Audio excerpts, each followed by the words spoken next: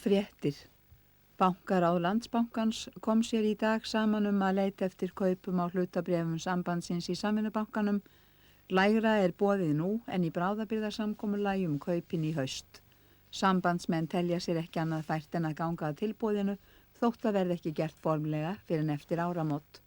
Í bráðabirgðasamkomulagi Sverris Hermannssonar bankastjóra og Guðjóns B. Ólafssonar forstjóra sambandsins var gert ráð fyrir að rúmar 800 milljónir króna yrðu greiddar fyrir bréf sambandsins í Samvinnubankanum en samkvæmt heimildum fréttastofunar er Landsbankinn nú reiðubúinn að greiða talsvert minna fyrir bréfin og munar þar yfir 100 milljónum króna.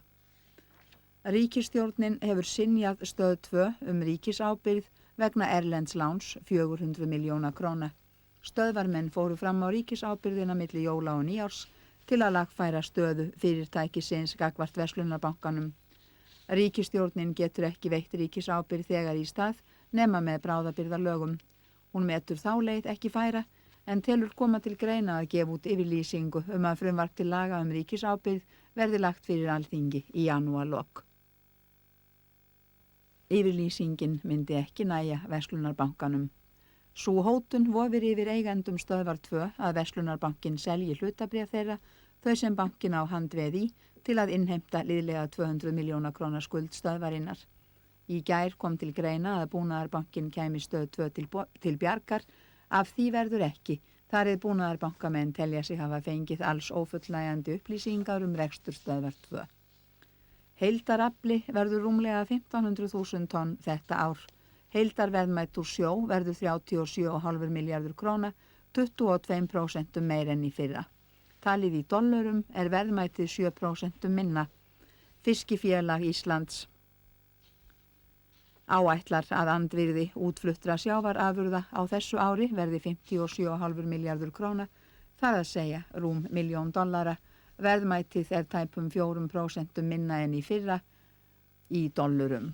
Pólska þingið felldi í kvöld niður ákvæði í stjórnarskránni að Pólland sé sósíalískt ríki og kommúnistaflokkurinn fari með forystu þess. Stjórnarskrárbreytingin var samþykkt með 374 atkvæðum gegn 1 en 11 þingmenn sátu hjá. Pólsku verkalýðs- og stjórnmálasamtökin Samstaða sem hafa forystu fyrir samsteypustjórnin í Póllandi höfðu áður hikað við að breyta þessum stjórnarskrár ákvæðum. Í dag og gær hefur pólska þingið samþykkt fjölda nýrra laga sem kippa grundvellinum undan sósíalísku hagkerfi ríkisins. Meðal þeirra má nefna ný lög bankastarfsemi, gjaldeyrisviðskipti, skatta, rekstur fyrirtækja og rétt atvinnurekanda til að reka starfsmenn.